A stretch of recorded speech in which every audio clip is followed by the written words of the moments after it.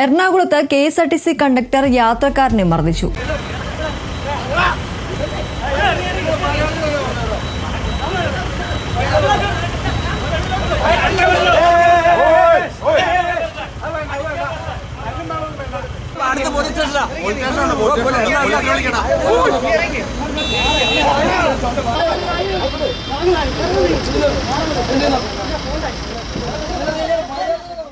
പഴയ 100 രൂപ നോട്ട് നൽകിയതുമായി ബന്ധപ്പെട്ട ഒരു തർക്കമാണ് ഈ ഒരു മർദ്ദനത്തിലേക്ക് നയിച്ചത്.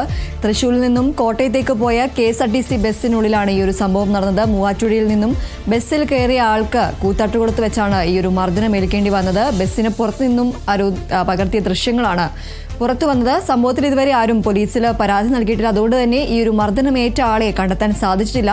എന്നാൽ മർദ്ദനം നടന്നിട്ടില്ല എന്നും യാത്രക്കാരിൽ ചിലരാണ് ഈ ഒരു തർക്കം ഉണ്ടാക്കിയത് എന്നുമാണ് കണ്ടക്ടറുടെ വിശദീകരണം.